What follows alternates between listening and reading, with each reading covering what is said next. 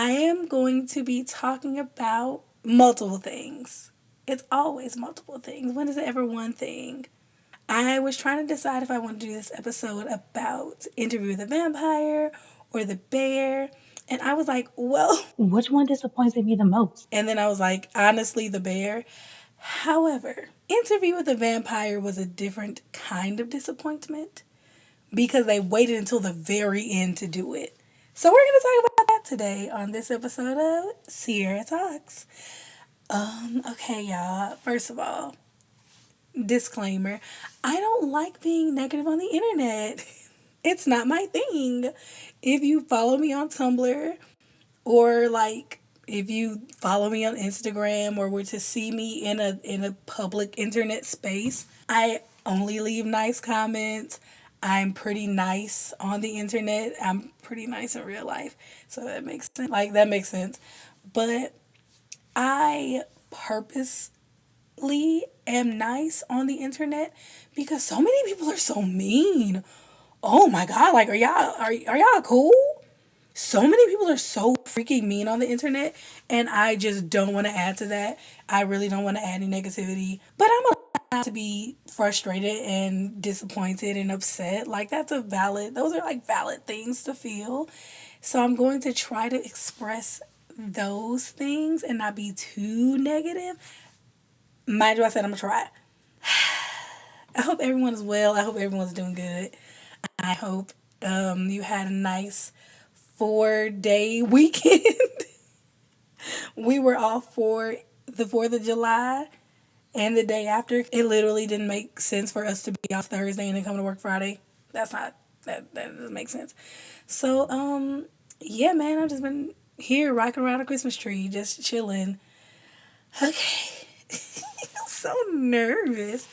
I'm talking to my people, the people who listen to this. Okay, Interview with the Vampire and how I feel about it. So, I can't even say as a whole. Oh man. Episodes 1 through 7. Great. Amazing. 8 down. Couldn't ask for more. Except I always do because like give me more episodes and I'm gonna get on that later. Give me more episodes. Like let the tale seduce you. But how? The tale is only like 3 pages long. That's not enough tale. Where's the rest of the tale? And if you've read an Anne Rice book, honey, you know the tales are long. So episodes 1 through 7, great. No, not many notes. Like the lynching episode was very disturbing, very upsetting. But it was a well made episode. It was a complete story. There was a beginning, a middle, and an end. Some people got lost in the plot somehow. Still came out being like, well, that's actually. Shh, shh, shh, shh, shh. Everyone is terrible except for Claudia and Madeline. Claudia, Madeline, and Louis, the ones who are being lynched, are not the bad guys here. And I need people to know that because apparently some of y'all got a little. Not y'all. Other people listening to this. Y'all ain't get confused. So. Yeah. Tell your friend to tell a friend that what are y'all okay whatever.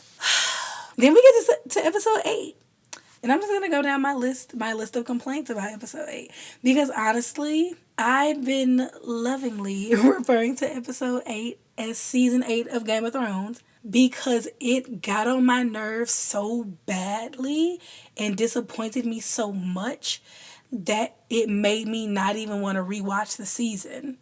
It made me not even want to like, oh, it's only 8 episodes. I can watch this season again. No, not if this is how it's gonna end. I actually have no interest in watching it again because, okay, start from the beginning. Take it to the top. Jacob Basil Anderson, baby, I'll always say it. That man can act. Act down. He meowed like a cat, and I screamed and paused my TV and just had the most uncomfortable laugh because I was like, oh no, Louis is no longer there. Louis is no longer, he's not with us anymore. You meow like a cat. You were just killing people.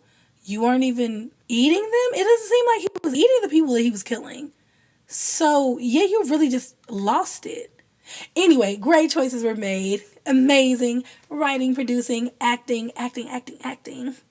I love it. I love it. I love it. I love it. And as I said in the previous episode, the action sequence left something to be desired. I was very disappointed to not see Louis super duper murdering vampires. Like, we've been joking, like, oh, he's gonna be Blade, he's gonna be Blade.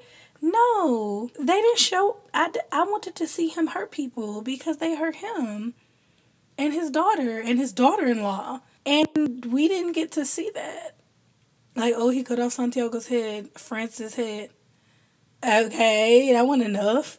Did you think that was enough? And I was left feeling very just unsatisfied. I was just like, okay, all right. And it was such a letdown because his madness and everything leading up to the scene of him, it was, is that like a mausoleum? Where he was? Where he was like writing the names of all the vampires he was gonna kill and hallucinating a person. Like, all of that was so good. But yeah, like him talking about being in the casket or in the coffin and wanting to self, and it was a box really, and want to self immolate and trying to change the past. Like, baby girl was really going through it, and it was just so good. And the performances by him and Assad and Eric were just amazing. And then the rest of the episode kept happening, and it just kept happening, and it kept going, and I wanted it to stop so bad. I wanted it to end. This is not about Interview with a Vampire exclusively. It's about the missed opportunity we have. Cause this was really like an important thing to me, and I'm just very disappointed. It feels like wasted potential. It feels like kind of a slap in the face, honestly. And I can't put it all on AMC because it's not AMC's fault. We were doomed by the narrative. I was so excited to see Louis and Armand be a cute little black and brown couple and just be pretty, like you casted, just very beautiful men to be in a relationship. And then you casted an interracial couple and neither of them is white. It's like, oh, we don't get that a lot in media. We don't see that often. That's not, if you see an interracial couple, someone is white. Like, it is a white person in the mix somewhere. And I was just very excited to see them. It was just a very significant thing to me, being a black woman. And, okay, visually, sure, I got what I needed, whatever. Getting to see them just be fine and brown. Armand with his crescent curl, Louis with his natural curls. They're just very cute together. Again, Armand's hair is not a press and curl. I literally just has curly hair. But I'm a black woman and I'm silly. So he got a press and curl. But yeah, I really wanted them to be, and I know it's like representation, and they don't have to be like model citizens. They don't have to be perfect because they're playing like realistic characters and stuff. And I'm not trying to be dismissive of that, but also I never wanted it to be Armand is literally a lynchman, hangman. Answer me now. You owe me a debt. You stole her from me. I was in on it from jump. I was completely in on it. I helped direct the play. I I never want that. I never was like expecting that to happen. And like I said, we were doomed by the narrative because Jacob just said in an interview, Louis and Armand's relationship never made sense. And I remember reading the book and having to go back and be like, now how did Louis and Armand end up together? Because you know that he had everything to do with Claudia's death. Like in the book, Louis knew. Like he fully knew that Armand had something to do with Claudia's death. Not even something. He was a big part of it. Like he fully allowed Claudia to be killed. And then with this, like the plot twist of it all. Oh Lord, I'm gonna get off track. Whatever. We'll get to the point eventually. I'm trying to be more organized, but that's not how my brain's set up. Sorry. The plot twist to go from being like, oh, after Louis killed everybody, he found out that Armand definitely knew and he didn't tell Louis because he thought Louis wouldn't love him anymore. So when they were having rehearsal, just sitting up and lying, told Louis, yeah, when they were having rehearsals, I was in my coffin, ignoring everything, to finding out that he was the director of the play.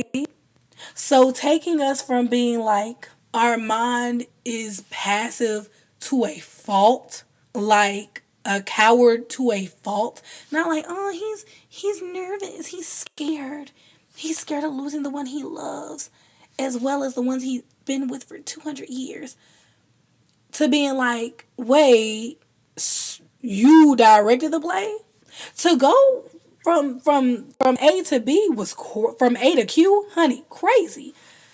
And it's the source material, but it's also the thing is during filming the strikes happened.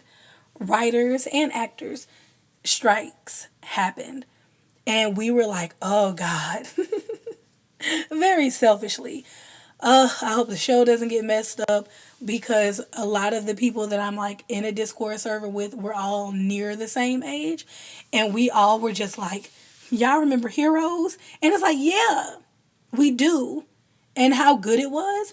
And then they had the strikes. And then the show maybe lasted maybe another two seasons. If that. It was just never the same.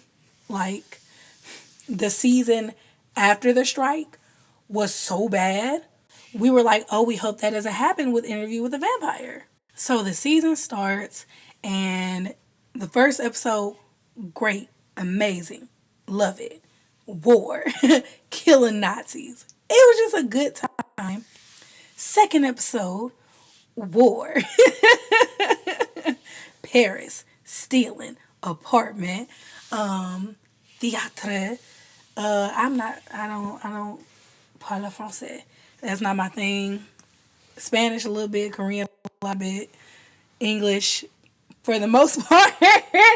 But we get the vampires at the theater, and Claudia has found her people, and they go kill a whole bunch of French people that are like bad because they're hoarding wealth, which is like absolutely murder, wealth hoarders. And it's just a great episode. One of my favorite episodes because we get to see Claudia be truly, truly happy. Third episode, don't remember what happens. I'm not gonna lie to you. Fourth episode, don't remember what happens because I haven't rewatched those. And fifth episode, Emmy, Grammy, Oscar, Tony, BET Award, Source Award, Nickelodeon Award, Soul Train Award. Give them awards for episode freaking 5. I mean everybody. Rashid needs something. The dude who played Malik needs something.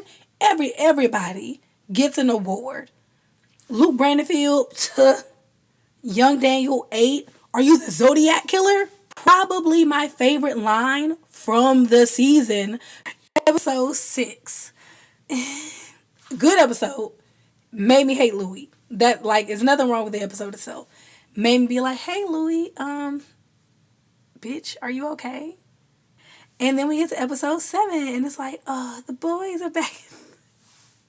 The boys are back in town. It's crazy. And that's not what happened. And then we get them like having their cute little night out at the cafe and just being cute, and it's so dreamy and lovely. And I love that that cafe was designed to look dreamy. That scene was shot to look like a dream. So then when the bad things happen, it turned to a nightmare. And then we get to episode 7, and it's the terrors, the horrors, lynching, literal lynch mob. Also, oh my God, Madeline, why is this the second time that this has happened to you?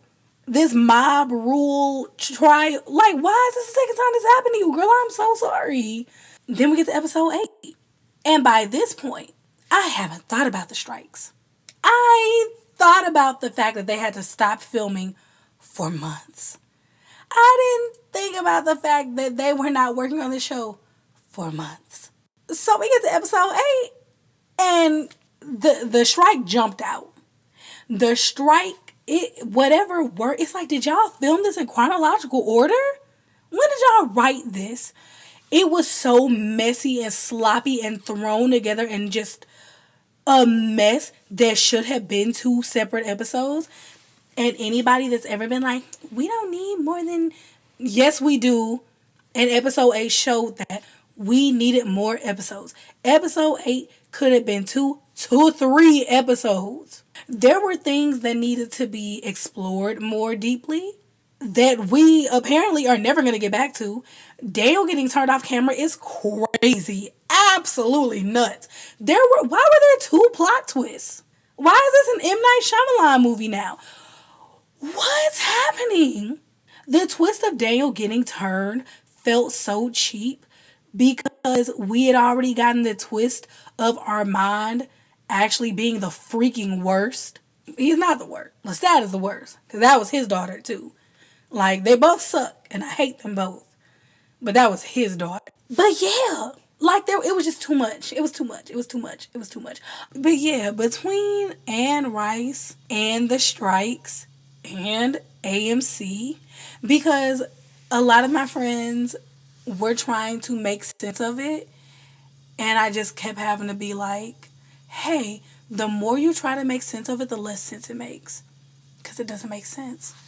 I truly believe they were just trying to get us to season 3. That's it. They had to get us to Louis and Lestat's reconciliation somehow. It didn't make, like, you're trying to make something that doesn't make sense make sense. That's why I was like, when did y'all film? When did y'all write this?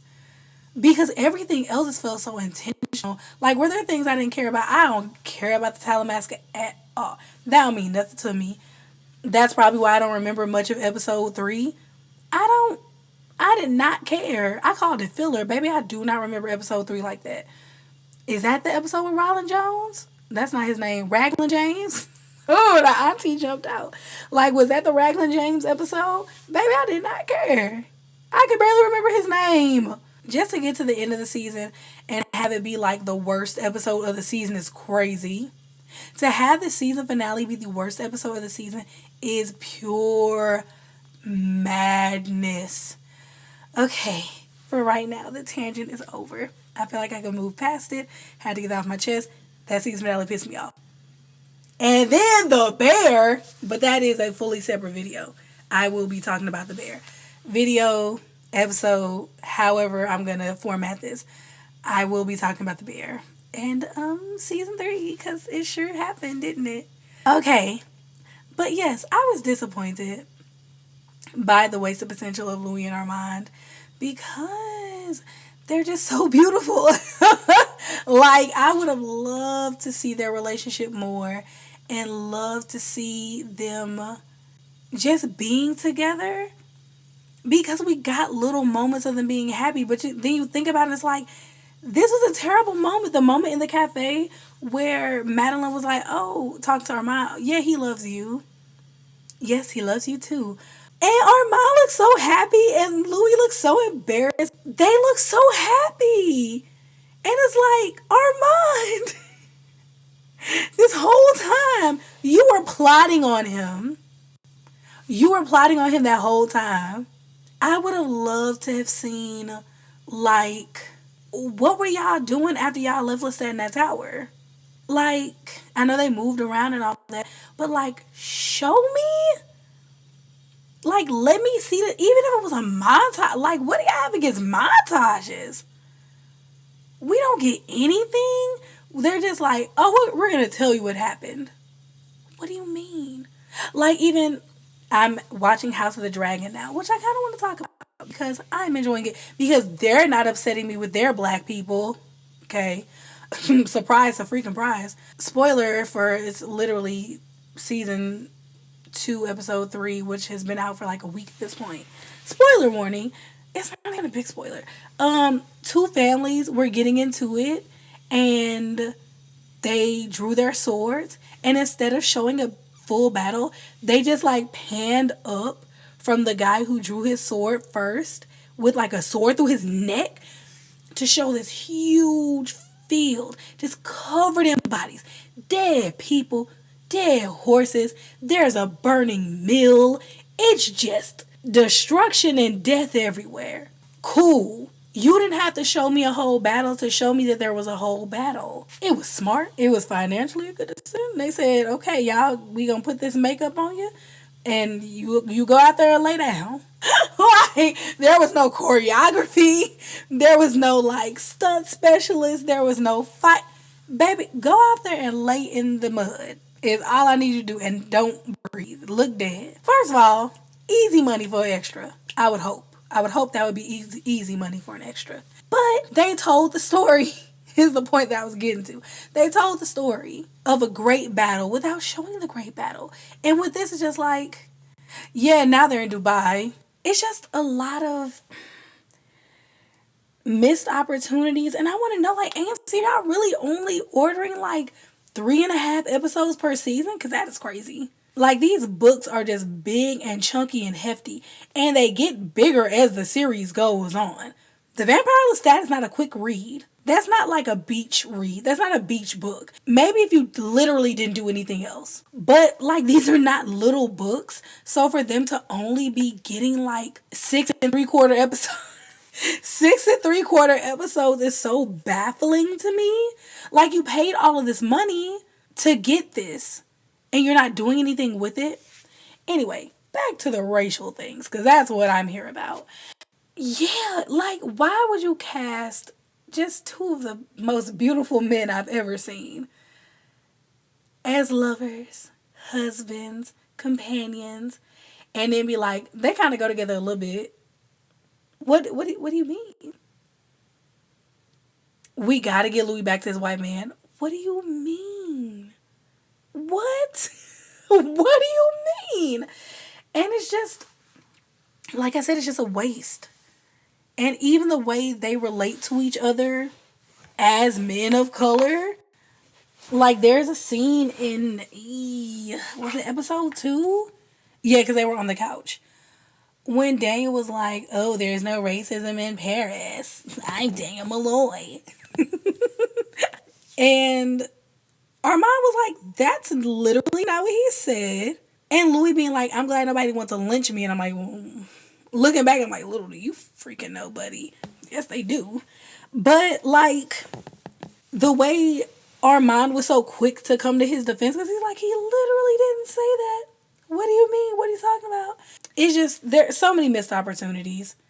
And that is why I'm making this episode, because it reminded me of my first experience being this kind of frustrated with sci-fi fantasy media and blackness, because I don't really get into it. Like, watching Game of Thrones, I was just like, ain't no black people. It's fantasy. Apparently, we don't exist in fantasy. So it's just like, oh, okay, whatever, sure. And then we get to Grey Worm, and I was like, oh, cool, a slave soldier. Super fun. We love representation. But there's a show called Umbrella Academy. And as upset as I am at Interview with a Vampire, I don't think they'll ever be able to upset me as much as Umbrella Academy. So it's about these siblings. They were all born the same day at the same time, I believe. And they all have superpowers. A subtle power. A tough love. And one of them is a black woman. What is this girl name? The sister's name is Allison. She's super cute. And her particular superpower is the gift of conviction. No, but she can make people do things by saying, I heard a rumor that, and then saying what she heard a rumor of. So I heard a rumor that you gave me all the money in your bank account. You're giving her the money. I heard a rumor that, oh, she was an actress. I heard a rumor that you were going to give me this part. She's getting the part. She could make people do whatever she wanted them to do. And things happen, plot point, storyline. She loses her voice, so she can't use her powers anymore. Space time continuum, time travel. She gets sent to the civil rights movement.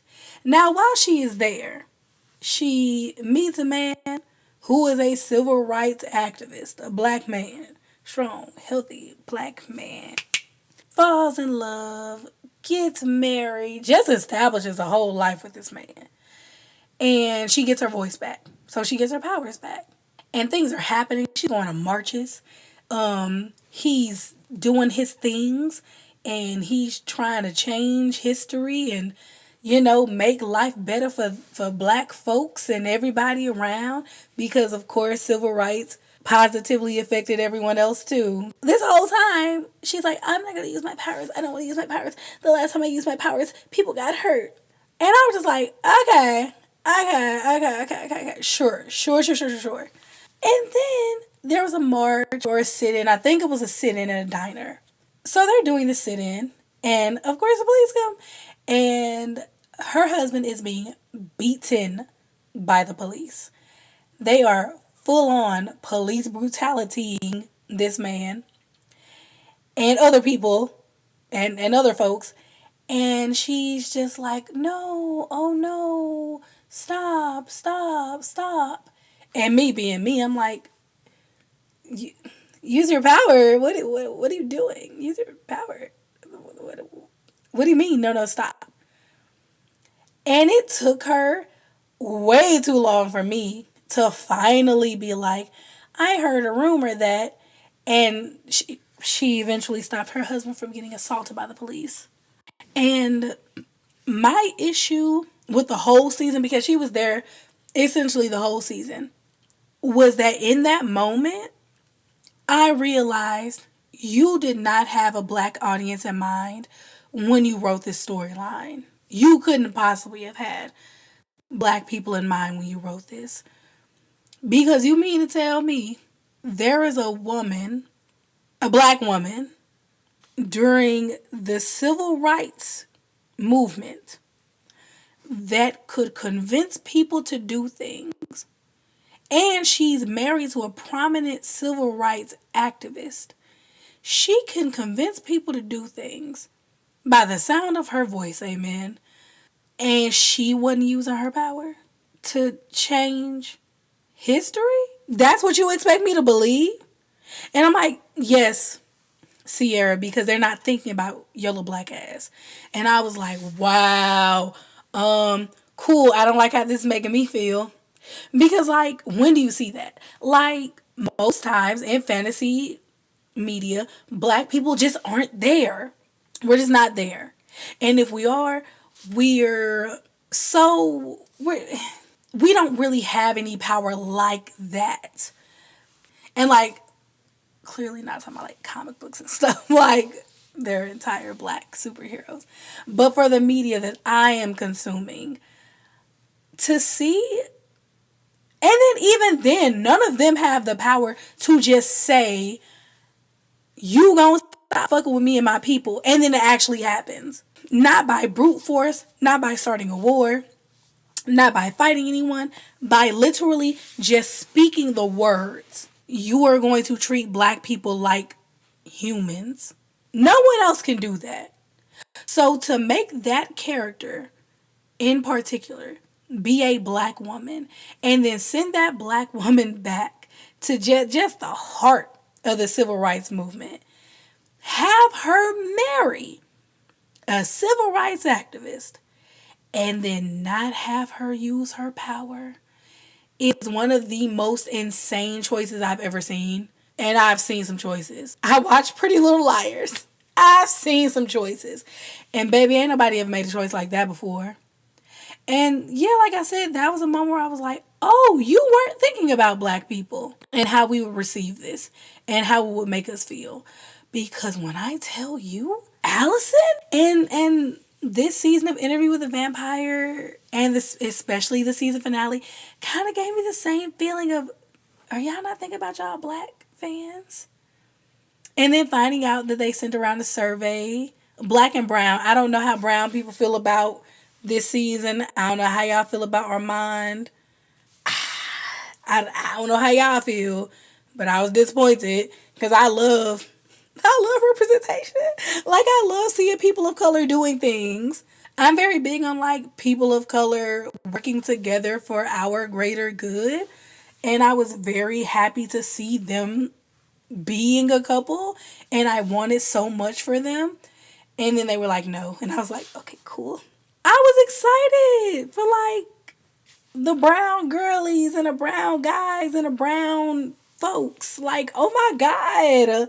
Look at I said being fine. Being fine, being a main character, honey, being a little devious. He not even like a model. He's a character, fully fleshed out. And then they were like, so he's gonna lynch this black girl. What do you mean? So, yeah, just a lot of a lot of feelings about that. I have a lot of feelings about the things that they were doing with Armand. I don't like it. I really but like I said, we were doomed by the narrative. We were doomed by the source material because Armand sucks.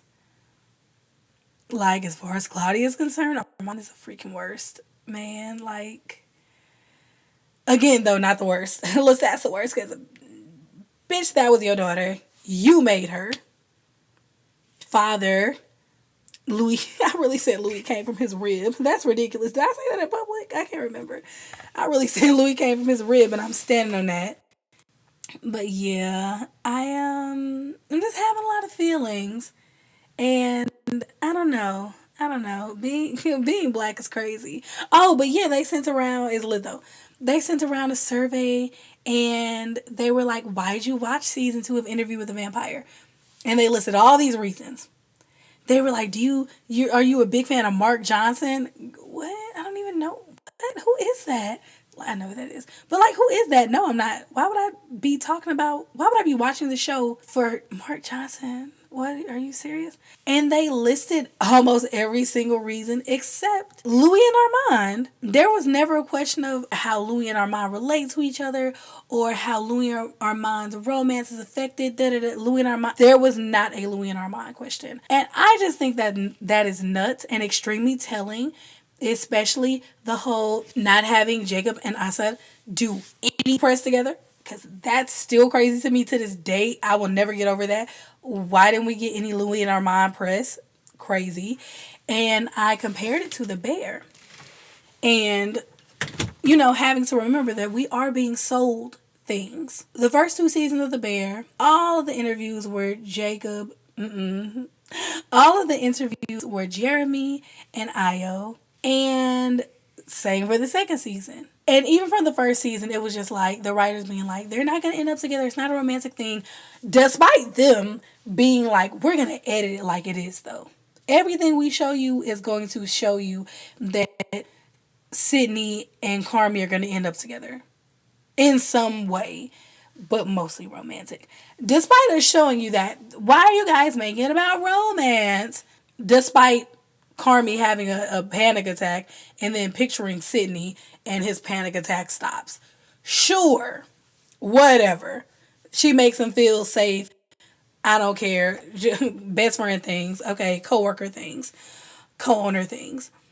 So this season, we have gotten very little to no Jeremy and Io interviews. Like, they've been doing like the big group interviews and the big group videos with all the publications, but they haven't done any together because I believe FX Hulu The Bear is trying to not sell us Sydney and Carmi. They said that's enough. Y'all not getting it, even though we're not getting it. They're like, y'all not getting it, so we're not even gonna have them do press together. We breaking up the Sydney and Carmi, the Io and Jeremy press team. We're breaking them up. So we're gonna have them do interviews with everybody else but each other because they're not trying to sell us Sydney and Carmi. It makes perfect sense, right? Just like they weren't trying to sell us Lou and Armand, but we were still getting Jacob and Sam, Louis and Lestat interviews for a person that was hardly in the season. He was barely in the season. It's just really very interesting. Also, Jacob and Delaney, You didn't want to interview mother and daughter? You didn't? Child. But we made sure to get that Sam and Jacob, huh? It's just very telling. I just little things I've noticed, and I don't appreciate the little things that I've noticed because, like, why? Why are you so against selling the love story or just like the relationship of the season? Even if you did the interview with Jacob and Sam because you just need him there, you couldn't even give us that. We got so much of Jacob and Sam, and it made no sense because Lestat was literally not even he was not even a ghost. He was a hallucination because our girl needs to talk to somebody. Like, we got a hallucination of him for multiple episodes, and then so much prep. Yeah, honey. I could talk about this all day, but I won't. But yeah, we were doomed by the narrative. We were, and I hate that for us. I wanted so much more for the black and brown fans. I wanted so much more for the black and brown actors. I wanted so much more. I wanted so much more, and apparently I wanted too much. Yeah, I am gonna talk about House of the Dragon though, because I like House of the Dragon now. Apparently, it's way easier to watch than Game of Thrones. Probably because it's not as like sexually violent, and I don't. It's just easier. I don't know what it is. It's just easier to watch. Also, the picture quality is way better. Like Game of Thrones started a while ago, but I don't know. It's just an easier to look at show than Game of Thrones. It's a more enjoyable show. It's way more diverse. Also, I'm gonna have to look some more, baby. Where are the like Valerian dedicated Tumblr blogs? Am I gonna start one? Cause I'm like, y'all know that my Corliss, baby, Corliss fine. That is a fine man. I watched some interview with all of them, and he didn't have his little wig on. And I was like, that's what you look like without your little wig on. Okay, okay. Sea snake. All right, sea snake. Is somebody gonna match my freak? But yeah, I am gonna go. I hope you all have a lovely week. I don't know when I'm gonna put this out, but it doesn't matter when I put it out. I hope you have a lovely week, lovely day, evening, morning, afternoon. Take care of yourself. Be good. And I'll see you in the next one. Bye.